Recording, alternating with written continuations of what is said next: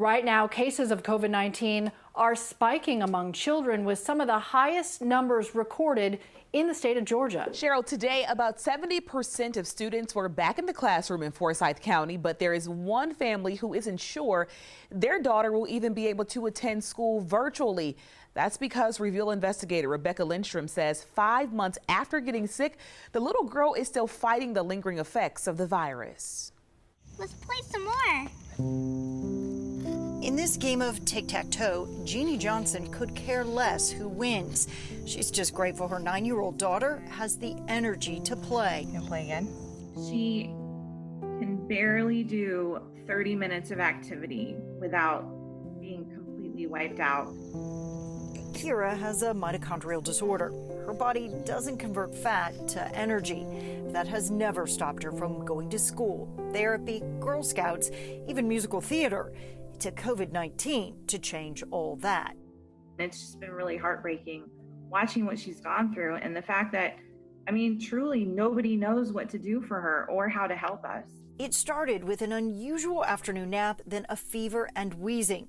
But this was March, when COVID tests were only for people with severe symptoms. Over the next month, she would go back 3 more times in vain. It wasn't until Kira's dad also got sick that the family paid a private lab to run the test. I was very angry to be pushed off so many times and to be dismissed pretty flippantly over a virus that nobody understands. Johnson was right. Kira tested positive for COVID. Children are a part of this pandemic as well. Children's Hospital Medical Director for Epidemiology admits there is still a lot we don't know about COVID, especially in children. Dr. Andy Shane says in Georgia, the positive test rate is now about 9% in minors.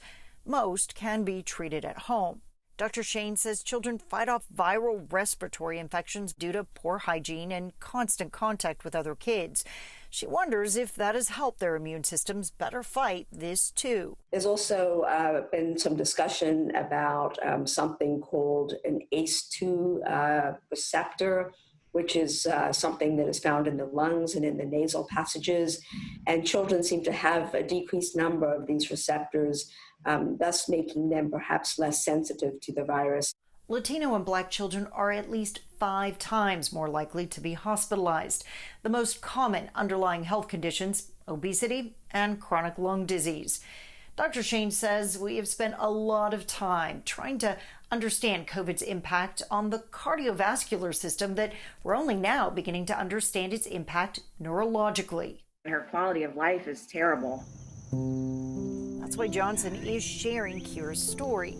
She wants parents to know children can be impacted. In the past 5 months, she says Kira has consistently had a low-grade fever, experienced night terrors, stomach aches, headaches, and a racing heartbeat. She has experienced problems with short-term memory. Tic-tac-toe, tic-tac-toe.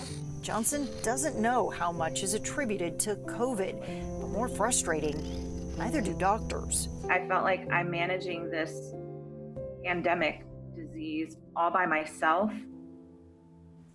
I think the hardest thing for parents and doctors, all the unknowns. Both the number of cases and the number of children in the hospital spiked in July in Georgia. There were more than 15,000 confirmed cases. That increase, Aisha, is likely due to the fact that more children have been tested. But something really important to know here, regardless of whether you've had a test, if you are very sick, you are going to go to the hospital. And those numbers were also up in July. Let's take a closer look at that right now. 195 kids and teenagers were hospitalized in all. Most of them were between ages of 10 and 17.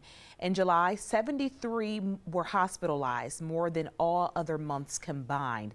17 kids between the ages of 5 and 9 were hospitalized in July alone. That's compared to just 6 from February to June.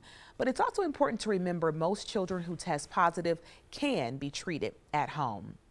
All right.